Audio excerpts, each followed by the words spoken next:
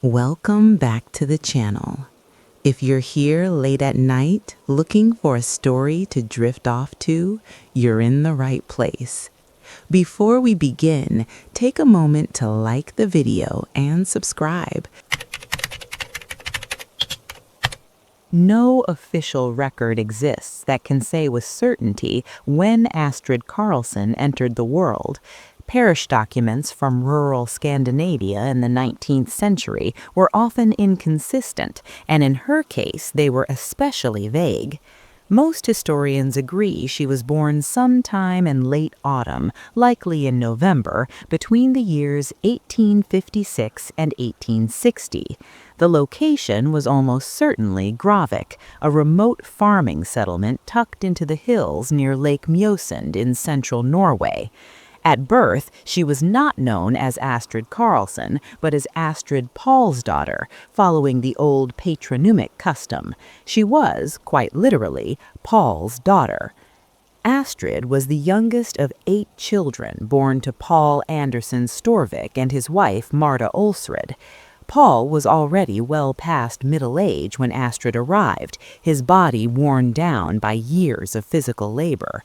He worked wherever he could, most often as a tenant farmer on land he did not own, and during the harsh winters he found occasional employment as a stonecutter or road laborer. Marta managed the household and the children, stretching every resource until it nearly snapped. The family lived in a single-room timber cottage with a sod roof, rented from a landowner who lived several miles away. In winter, snow crept through the cracks in the walls. In summer, insects filled the air and the smell of livestock clung to everything. Poverty shaped Astrid's life before she was old enough to understand it.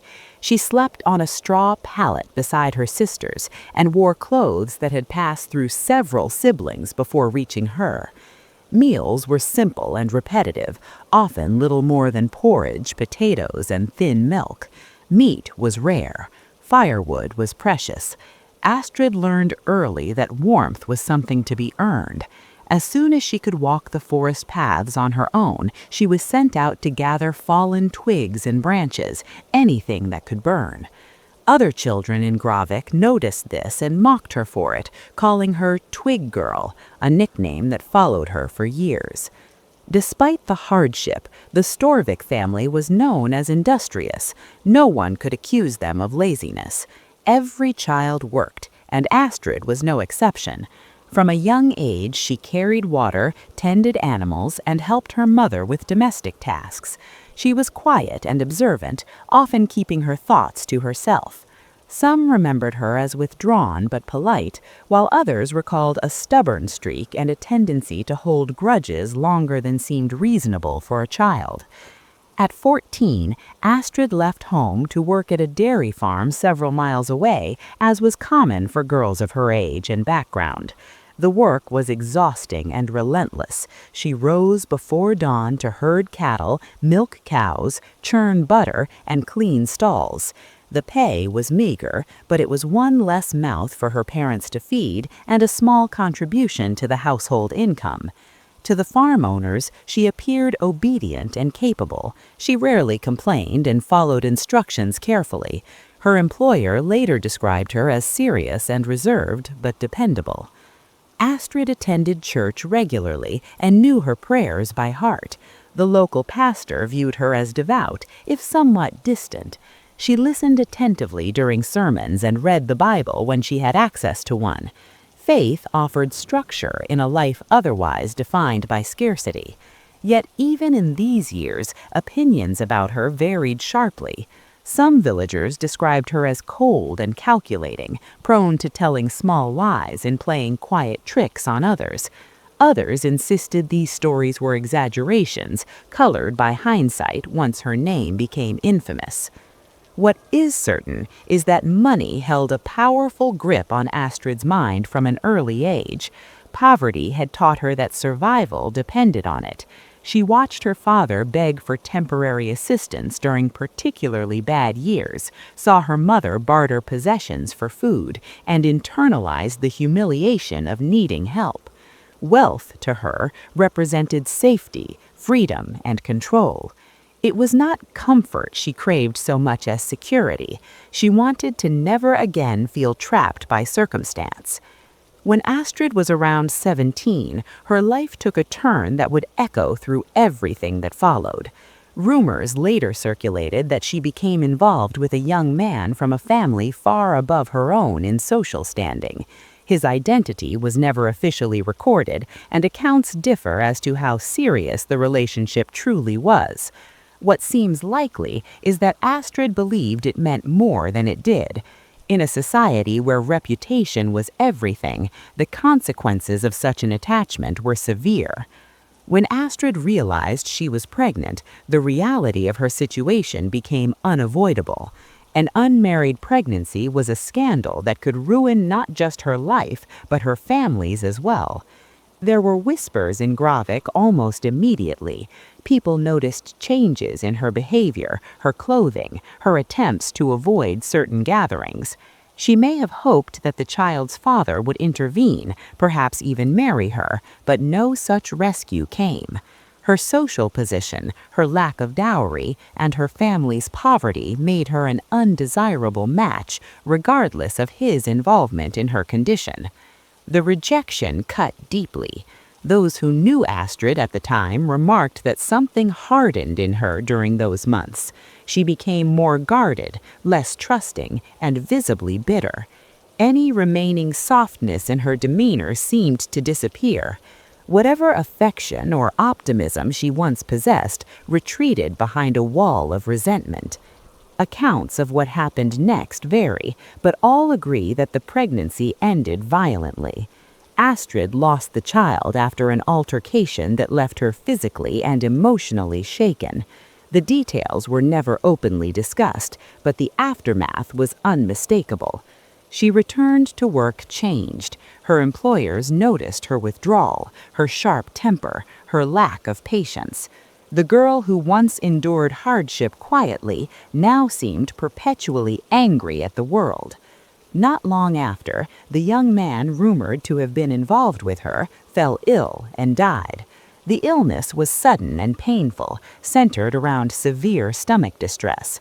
At the time, it was chalked up to natural causes. Years later, with the benefit of hindsight, some would question whether the death was truly accidental. No investigation was ever conducted, and no accusations were made during Astrid's lifetime. Still, the coincidence lingered uneasily in the collective memory of the village. From that point on, those who knew Astrid claimed she was no longer the same person. The dutiful daughter and diligent worker seemed to vanish, replaced by someone colder and more calculating. Whether this transformation was born from trauma or simply revealed a nature long concealed is impossible to say. What is clear is that Astrid no longer believed the world would offer her fairness or mercy. If she was to survive, she would have to take what she wanted by her own means. By the time she reached adulthood, Astrid had begun to look beyond Gravik. The village represented everything that had confined and humiliated her. Across the ocean lay opportunity, or at least the illusion of it. Stories of America filtered through rural Norway like myths, tales of wealth and reinvention. For Astrid, the idea of leaving was no longer just a dream, it was a necessity. Unbeknownst to those around her, the seeds of something far darker than ambition had already taken root. Astrid left Norway quietly. There was no farewell gathering, no tearful goodbyes beyond her parents, who believed she was simply seeking honest work abroad, like so many others of their generation. By the early 1880s, ships bound for America departed regularly, carrying farmhands, maids, and dreamers who believed the ocean marked the boundary between who they had been and who they could become. Astrid boarded one of these ships under a slightly altered name, shedding the patronymic that tied her so visibly to her past. By the time the coastline disappeared behind her, Astrid Paulsdottir no longer existed. In her place was Astrid Carlson, a woman determined to rewrite her fate. The journey itself was brutal. Steerage passengers were packed tightly, the air stale and damp, food barely sufficient. Seasickness, illness, and despair were common companions. Astrid endured it all without complaint. Hardship was familiar territory. What mattered was the destination. She spent long hours watching other passengers, listening to their stories, measuring their weaknesses. Even then, she was learning how easily people revealed themselves when they believed they were among equals. When she arrived in the United States, Astrid settled first in Chicago, a city swollen with immigrants and opportunity, but also crime and chaos. The noise, the smoke, the endless movement overwhelmed her at first, but she adapted quickly. She found work as a domestic servant, a position that placed her inside the homes of people far wealthier than she had ever known. There, she observed not only their comforts, but their vulnerabilities. Illness, loneliness, greed, and fear were universal, regardless of class. Astrid presented herself as modest and hardworking. She spoke with a faint accent that many found charming, and she carefully curated an image of quiet reliability. Employers trusted her. Some even confided in her. It was during this period that she learned an invaluable lesson. People often mistook silence for innocence. They assumed that a woman who spoke little must also think little. Astrid encouraged this misconception. After several years, she married a man named Charles Whitmore, a factory laborer of limited means but decent reputation. The marriage was practical, not romantic. Charles was kind enough and, more importantly, insured through his employment. When he fell ill less than a year later, Astrid cared for him attentively, at least in appearance. Neighbors remarked on her devotion. When Charles died suddenly, she inherited a modest insurance payout. It was not a fortune, but it was more money than she had ever possessed at one time. This was the moment when something fundamental shifted. Astrid had not just survived, she had benefited. The pattern was subtle but unmistakable. Loss, when managed correctly, could be profitable. She remarried twice more over the next decade, each time choosing men who were isolated in some way. Immigrants without family, widowers, men whose lives were already frayed at the edges. In each case, illness followed marriage. In each case, Astrid emerged financially better off. The deaths were unfortunate, but not suspicious enough to attract serious scrutiny. Medical understanding was limited and death was common. Grief was expected. Widows were pitied, not questioned. By the time she moved to a rural area in the Midwest, Astrid had accumulated enough capital to purchase a small property. She presented herself as a respectable landowner, a woman of means who had earned her place through perseverance. The farm she bought sat on a lonely stretch of land, distant from neighbors and easily overlooked. It was the perfect setting for reinvention. Astrid remarried again, this time to a man named Edwin Harper, a recently divorced tradesman with modest savings. Together, they expanded the property, opening a boarding house that catered to travelers and men seeking work. Astrid handled the finances, correspondence, and household management. Edwin handled repairs and heavy labor. To outsiders, they appeared industrious and respectable. Behind closed doors, the marriage was strained. Edwin drank heavily and questioned Astrid's control over money. He suspected she was hiding something, though he could never articulate exactly what. When he died suddenly after a short illness, Astrid inherited the property outright. This time there were whispers. Too many husbands, too many deaths. But suspicion without proof carried little weight, especially against a woman who cried convincingly and played the role of wronged widow flawlessly. Now fully in control, Astrid began advertising more aggressively. Lonely men responded. She offered companionship, stability, and the promise of shared prosperity. Many arrived with life savings in hand, eager to invest in a future that seemed finally within reach.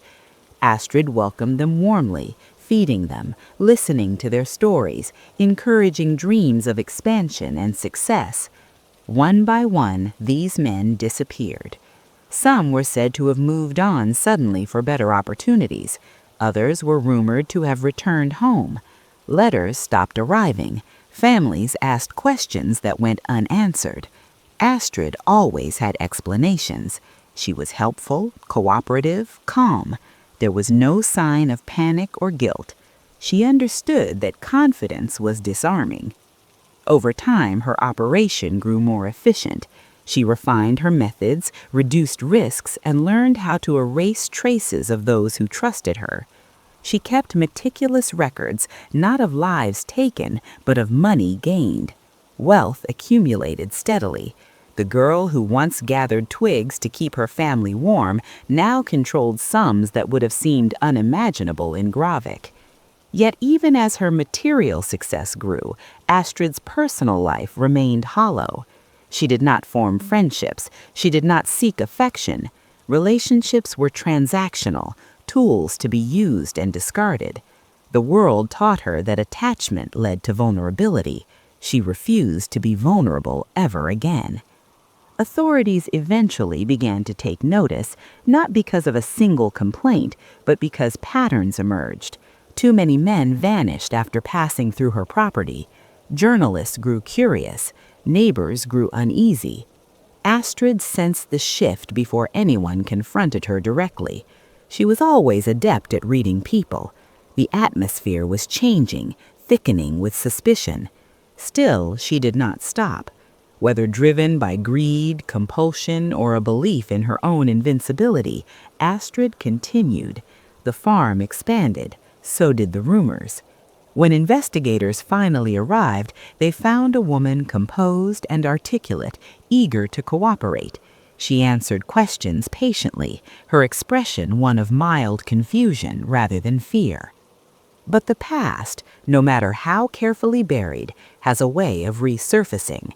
As scrutiny intensified, Astrid's carefully constructed world began to fracture. What had once seemed like perfect control now felt precarious. She could sense the walls closing in, though she refused to believe she would be undone by the same society that once dismissed her as insignificant. What followed would cement her place in history, transforming her from a shadowy figure of rumor into a name synonymous with calculated cruelty. That reckoning, however, was still to come. The first real fracture in Astrid Carlson's world did not come from the police, but from a fire. It began late one evening when a column of smoke rose above the flat farmland surrounding her property. Neighbors noticed the glow first, then the smell. By the time help arrived, the main residence was already consumed, its wooden frame collapsing inward as if the structure itself had grown tired of standing. Astrid was found nearby, shaken but unharmed, claiming she had been asleep when the blaze started. She wept openly, speaking of loss and misfortune, of how everything she had worked for had been taken from her in a single night. At first, the fire seemed like just another tragedy in a life full of them. But when investigators began sifting through the ashes, they noticed irregularities. Objects that should have been destroyed appeared oddly intact. Certain areas burned hotter than others. More troubling still were the remains found beneath the floorboards. At first glance, they were assumed to be animal bones, not uncommon on rural land, but closer examination suggested otherwise. The investigation widened quickly. Law enforcement returned with warrants, bringing teams to excavate the property. The land that Astrid had cultivated so carefully was peeled back layer by layer. What emerged was a hidden history that could no longer be denied. Personal effects surfaced first: watches, buttons, bits of clothing, then bones, unmistakably human. Some were fractured, others incomplete, all buried deliberately. The sheer number of remains stunned even seasoned investigators. As the evidence mounted, so did public attention. Newspapers seized on the story, printing headlines that blurred fact and speculation. Astrid Carlson was no longer a quiet widow running a boarding house. She became a symbol of deception, a woman who had preyed on trust and vanished men without a trace. Reporters flocked to the town. Former acquaintances came forward, each recalling moments that now seemed sinister in hindsight. The calm demeanor, the vague answers, the way men seemed to arrive and never leave. Astrid was arrested without resistance. At the station, she appeared composed, almost detached. She answered questions carefully, choosing her words with precision. When confronted with evidence, she neither confessed nor denied outright. Instead, she expressed confusion, suggesting misunderstandings, coincidences, even conspiracies. Her lawyers would later argue that she was being targeted because she was foreign, because she was a woman who owned property, because she did not behave as society expected her to. While she waited in custody, investigators worked tirelessly to identify the victims. It was slow, painstaking work. Dental records, family inquiries, missing persons reports from across several states. Each identification brought another grieving family into the spotlight, another story of hope turned to silence. Men who had written letters full of optimism, men who had believed they were building a future. All had crossed Astrid's path and disappeared shortly afterward. The trial was a spectacle. The courtroom overflowed daily. Astrid sat quietly beside her attorneys, her posture straight, her expression unreadable. Witnesses described their encounters with her, some painting her as kind and generous, others recalling moments of unease they had dismissed at the time. Experts testified about poisonings, forged documents, financial records. The prosecution laid out a methodical pattern that spanned decades, arguing that Astrid's crimes were not impulsive but calculated, driven by greed and a need for control. The defense countered with claims of insufficient proof. No single witness had seen her commit murder. Much of the case relied on circumstantial evidence, they argued, and on assumptions shaped by public hysteria. They suggested alternative explanations for the deaths, questioned the reliability of forensic techniques, and emphasized Astrid's calm cooperation as evidence of innocence. Throughout it all, Astrid never broke. She did not cry, she did not lash out. When she spoke, her voice was steady, her words measured. Some observers found this chilling, others interpreted it as strength. But beneath the surface, the pressure was mounting. Letters poured in from the public, some condemning her, others expressing morbid fascination. She read none of them. Before a verdict could be reached, the story took another turn. Astrid was found dead in her cell. The official ruling was suicide. A bottle of poison had been smuggled in, hidden among personal effects. How it had entered the facility was never fully explained. The timing was unmistakable. She had chosen her exit carefully, ensuring that no final confession would ever be given, no complete accounting offered. Her death ignited fresh controversy. Some believed it was an admission of guilt. Others saw it as an act of defiance, a final assertion of control. By dying on her own terms, Astrid denied the court its conclusion, denied the public its closure. She left behind only questions and speculation. In the months that followed, the property was abandoned, the boarding house was demolished, the land eventually sold. Yet the story refused to fade. Books were written, theories multiplied. Some portrayed Astrid as a monster, others as a product of circumstance, shaped by poverty, betrayal, and a ruthless society. Psychologists debated her motives. Historians argued over numbers, methods, intent. What could be said with certainty was this: Astrid Carlson had mastered the art of appearing ordinary. She understood the assumptions people made, especially about women, especially about immigrants. She exploited kindness, loneliness, and hope with devastating effectiveness. Her crimes were not loud or chaotic. They were quiet, patient, and hidden beneath routines that seemed harmless. In her hometown across the ocean, few spoke her name. Those who remembered the poor girl gathering twigs in the forest struggled to reconcile that image with the figure described in headlines. Was she always capable of such darkness, or had it been forged over time by hardship and cruelty? There was no definitive answer. What remained was the legacy.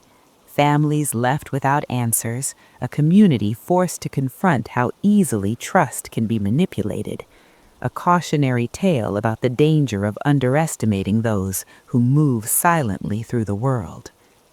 Astrid wanted money, security, and freedom from vulnerability. In the end, she achieved notoriety instead. Her story endured not because of spectacle, but because of its unsettling subtlety. She did not look like evil. She did not announce herself. She blended in, waited, and watched. And that, perhaps, was the most disturbing truth of all. Daniel Mercer was born on January 22, 1948, in the industrial city of Alderwick in northern England, at a time when the country was still shaking off the dust and trauma of war. The streets were lined with brick terraces and soot-stained factories, but beneath the grayness there was a sense of cautious optimism. The war was over. Rationing was easing. Families were growing again. Daniel arrived during what many called the renewal years, when children were seen not just as mouths to feed, but as symbols of survival. He was the second child born to Arthur and Elaine Mercer, both of whom came from modest, working-class backgrounds. Arthur worked long shifts as a machinist, while Elaine stayed at home, managing the household with strict efficiency. Daniel had an older sister, Margaret, who was nearly 8 years his senior, and a younger brother, Simon, born several years later. From the beginning, it was clear that Daniel occupied a different place in the family hierarchy. Elaine adored him openly and without reservation. She believed he was exceptional, and she made sure everyone else believed it too. While Margaret was expected to help around the house and Simon was treated as an afterthought, Daniel was encouraged, praised, and protected. Elaine monitored his schoolwork obsessively, corrected his posture, chose his clothes, and quietly intervened whenever something or someone threatened his sense of importance. Arthur, tired from work and largely absent emotionally, did little to challenge this dynamic. He trusted his wife's judgment and deferred to her when it came to the children. To outsiders, the Mercer household appeared orderly and respectable. The children were polite, the house was spotless. Elaine prided herself on keeping everything under control. But neighbors also noticed how insular the family was. The children rarely played in the street. Visitors were uncommon. Elaine preferred to keep her family separate, distinct, and in her mind, superior to the others on their estate. Daniel grew up absorbing this message. From an early age, he believed he was destined for more than the people around him. At school, teachers quickly identified him as bright. He learned quickly, spoke confidently, and enjoyed the approval of authority figures. Among his peers, however, he struggled. He was not cruel, but he was distant. His confidence often crossed into arrogance, and other children sensed it. He had friends, but few close ones. One of those few was a boy named Peter Lawson, who lived a few streets away. The two met at primary school and walked home together most afternoons. Peter would later recall that Daniel always seemed older than his age, more serious, more controlled.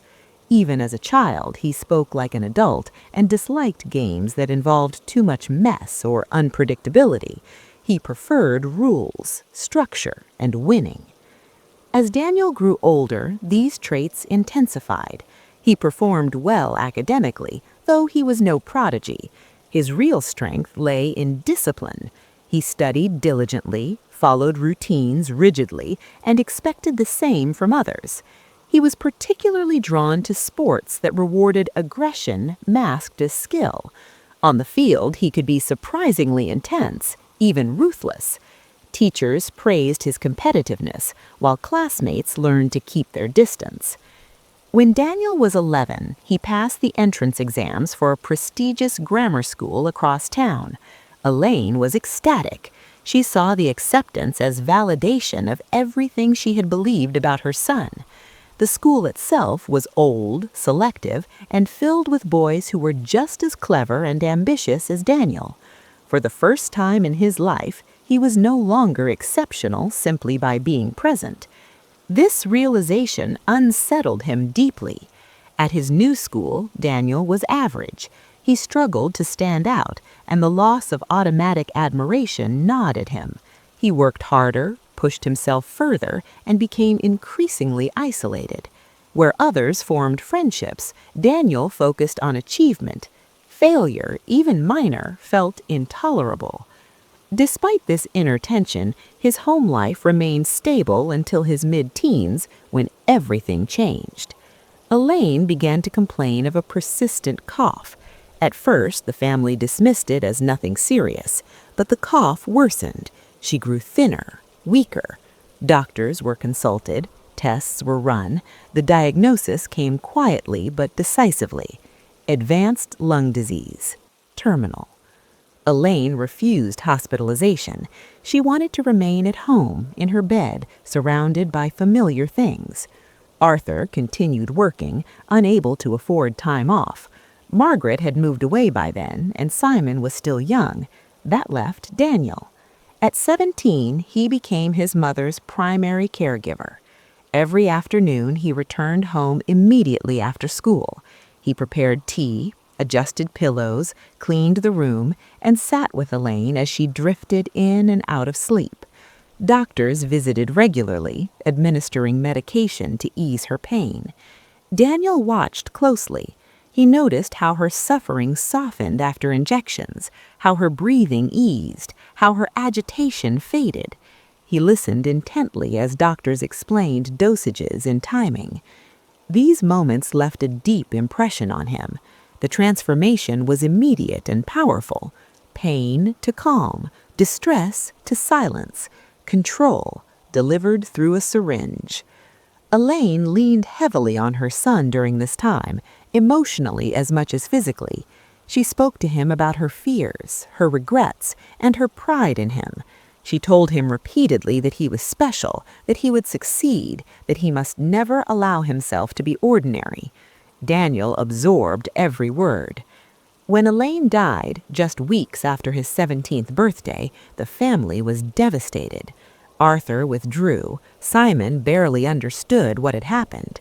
Daniel reacted differently. He ran, for hours at a time, through rain and exhaustion until his body gave out. When he returned to school days later, he spoke of her death matter-of-factly, as if reporting a minor inconvenience. Inside, however, something had shifted. Elaine's death marked the end of the one relationship that had defined his sense of self, but it also planted a seed. Daniel became fascinated with medicine, not out of compassion, but out of curiosity and control. He began to imagine a future where he held the same authority he had seen exercised over his mother's suffering. He told people he wanted to help others, that he wanted to ease pain. Those words were not entirely true, but beneath them lay something colder, a desire to decide, to manage outcomes, to hold power over the most vulnerable moments of human life. As Daniel prepared to leave school and pursue higher education, few suspected the path he was truly beginning to walk.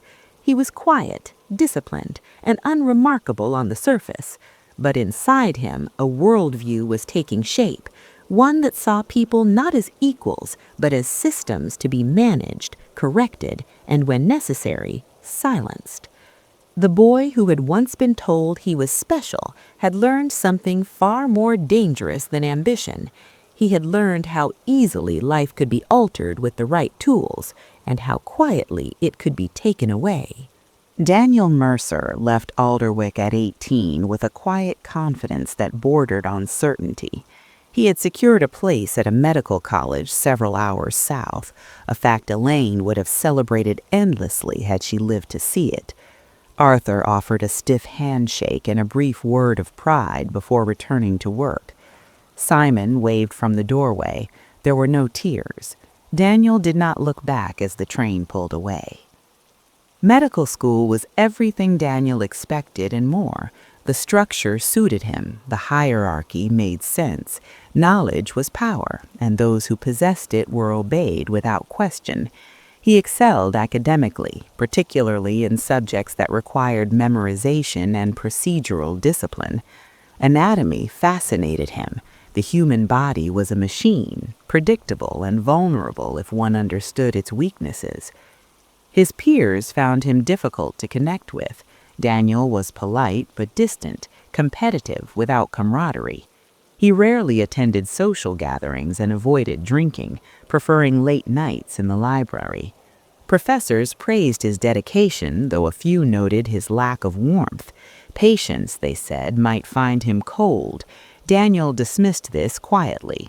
Warmth, he believed, was overrated.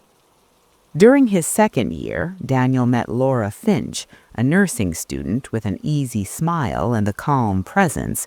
She was everything he was not: open, empathetic, patient. She admired his intelligence and mistook his reserve for depth. Daniel appreciated her stability. She fit neatly into his life without disrupting it. They married shortly after Daniel completed his internship. The ceremony was small. Laura wore a simple dress. Daniel wore a composed smile. To friends and colleagues, they appeared well matched, a promising young doctor and a devoted nurse building a future together. Daniel accepted a position at a general practice in a coastal town called Ravensbrook, a quiet place with an aging population and limited medical services. It was ideal. The patients were trusting, grateful, and often alone. Laura found work at the local hospital, and the couple settled into a modest home on the edge of town. At first, Daniel's career progressed without incident. He was attentive, thorough, and reliable. Elderly patients in particular appreciated his calm demeanor. He listened. He spoke clearly. He made decisions confidently. Families trusted him. But beneath the surface, something else was unfolding. Daniel had discovered during training that he felt most at ease around death. It did not upset him the way it did others. In fact, it grounded him. He saw death not as an enemy, but as an outcome, one that could be managed, controlled. The first time it happened, he told himself it was mercy. An elderly woman named Edith Clark had been suffering for months. Chronic pain, deterioration, no quality of life. She lived alone and had no close family. During a routine visit, she spoke to Daniel about being tired, about wanting rest. Daniel listened. He understood. Later that night, he returned to the clinic under the guise of paperwork. He prepared a syringe carefully, his movements precise. He visited Edith at home, explained gently that he would help ease her discomfort. She trusted him completely. Her passing was peaceful, silent. Daniel signed the paperwork with steady hands. No one questioned it. The relief he felt afterwards surprised him. It was not guilt, it was clarity, a sense of alignment, as if something long dormant had finally found its purpose. He did not act again immediately. Weeks passed, then months, but the idea lingered. The control, the quiet authority, the power to decide when suffering ended. Over time, Daniel began to see patterns, patients who were lonely, vulnerable, dependent. He convinced himself he was sparing them prolonged pain, freeing resources, easing burdens. The justifications came easily. Each act reinforced the last. Laura noticed changes. Daniel worked longer hours. He became more withdrawn at home. He avoided discussing his patients in detail. When she expressed concern, he dismissed it calmly. Stress, he said. Responsibility. The truth was that Daniel was perfecting his methods, adjusting dosages, learning how to mask causes. He knew which medications raised no suspicion. He understood the paperwork. He knew how deaths were recorded. Years passed. Ravensbrook came to see him as indispensable. Families requested him specifically. The town trusted him implicitly. When an internal audit flagged minor discrepancies in prescription records, Daniel handled it smoothly. He explained clerical errors, provided plausible explanations. The matter was closed. But small towns have long memories and quiet conversations. A local undertaker mentioned to a colleague that Daniel's patients seemed to die frequently. A nurse noticed patterns but dismissed them. An elderly man joked that seeing Dr. Mercer was a one-way trip. Laughter followed. No one took it seriously. Laura grew increasingly uneasy. She had devoted her life to caring for people, and something about Daniel's detachment unsettled her. One evening she confronted him, asked if he was happy, asked if he felt anything at all. Daniel looked at her thoughtfully before answering. He told her he felt fulfilled, that his work mattered, that some people simply understood death better than others. The conversation ended without resolution. The beginning of the end came quietly. A new administrator arrived at Ravensbrook Clinic, younger and more detail-oriented than the predecessor. She reviewed records meticulously. Patterns emerged. Mortality rates, prescription anomalies. She contacted regional authorities for guidance. An investigation began discreetly. Daniel sensed it almost immediately. The atmosphere shifted. Questions became more pointed. Paperwork was requested. Meetings were scheduled. He remained calm, cooperative, confident. But control, once absolute, was slipping. One morning, 2 investigators arrived unannounced. They asked Daniel to accompany them for questioning. Laura watched from the window as he left, his expression unreadable. The case that unfolded shocked the town. Former patients' families were interviewed, medical records re-examined, bodies exhumed, evidence mounted. Daniel was arrested without resistance. At trial, he showed little emotion. He listened. He corrected details quietly when facts were wrong. He denied nothing explicitly but offered no confession. Laura sat through the proceedings in silence, struggling to reconcile the man she married with the figure described in court. When the verdict was delivered, Daniel nodded slightly, as if confirming something he had always known. As he was led away, reporters shouted questions. He did not answer. What Daniel Mercer never explained was why he began, or when he stopped seeing people as individuals. Perhaps it had started long before Ravensbrook, long before medicine, long before his mother's death. What remained was a town left to grapple with betrayal, a profession forced to confront its blind spots, and a quiet man who had learned, too early and too well, how much power could be hidden behind trust. And somewhere deep within that controlled, disciplined mind, there was no regret, only the knowledge that he had done exactly what he believed he was meant to do. Daniel Mercer entered Stonebridge Correctional Facility on a gray morning that matched the mood of the nation watching from afar. The gates closed behind him with a heavy finality, the sound echoing down the concrete corridor like a punctuation mark at the end of a long sentence. For the first time in his life, every decision about his day was no longer his to make. Meals arrived when they arrived. Lights went out when they went out. Silence was no longer something he could control.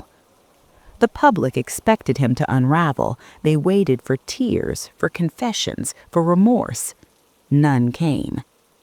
In the early weeks of his incarceration, Daniel was evaluated by psychiatrists and forensic psychologists. They asked about his childhood, his mother, his education, his marriage. He answered politely, carefully, and without emotion. He did not deny his actions, but he refused to label them as crimes. He framed them as outcomes, conclusions, necessary interventions. When one doctor asked whether he felt responsible for the suffering of the families left behind, Daniel paused before responding.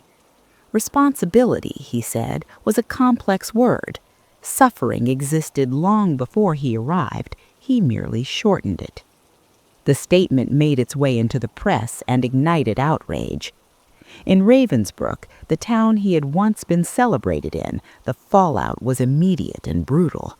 Families re-examined every memory, every reassurance, every kind word he had offered.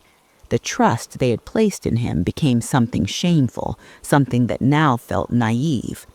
People avoided the clinic building entirely. Some crossed the street when passing his former home, as if the walls themselves were contaminated. Laura Mercer left Ravensbrück quietly. She resigned from her job at the hospital and moved inland to stay with her sister. She did not speak to reporters. She declined interviews. When pressed, she released a short statement expressing sympathy for the victims' families and asking for privacy. It was the last time she publicly associated her name with Daniel's. In private, the damage ran far deeper. Laura replayed years of conversations, searching for warning signs she might have missed. The calm tone, the lack of urgency, the way Daniel spoke about patients as cases rather than people. She wondered if she had ignored her instincts because the truth was too frightening to accept. Daniel wrote her once from prison. The letter was brief and unemotional. He expressed hope that she was well and apologized for the inconvenience his situation had caused her. There was no mention of love, no mention of regret. Laura never replied. The trial's conclusion did not bring closure. If anything, it raised more questions than it answered. Investigators believed the confirmed cases represented only a portion of Daniel's actions. Some deaths could never be conclusively linked. Records were incomplete, evidence had degraded. Families were left with uncertainty that would never fully resolve. Media outlets labeled him many things: monster, angel of death, cold-blooded physician. Daniel ignored them all. Inside Stonebridge, he settled into routine quickly. He worked in the prison library, cataloging books and maintaining order. Other inmates kept their distance. There was something about him that unsettled even the most hardened offenders. He was not aggressive, he did not posture, he simply observed. A few inmates attempted conversation, curious about his notoriety. Daniel answered sparingly. He did not boast, he did not defend himself, he corrected inaccuracies with clinical precision and moved on. One afternoon, a younger inmate asked him whether he believed he was evil.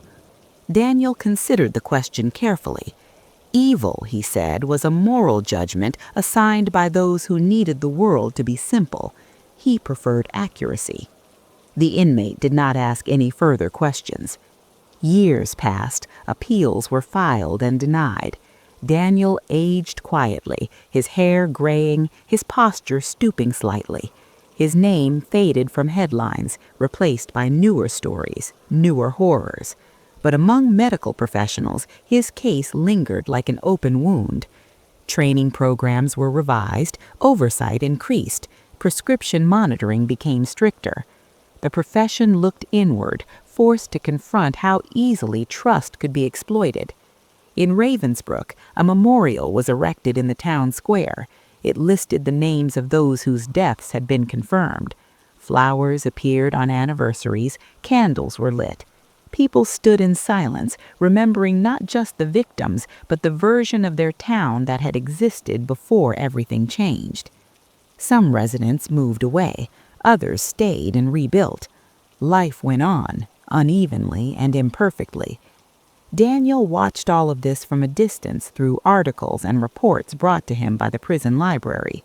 He read about reforms with mild interest. He noted the changes without commentary.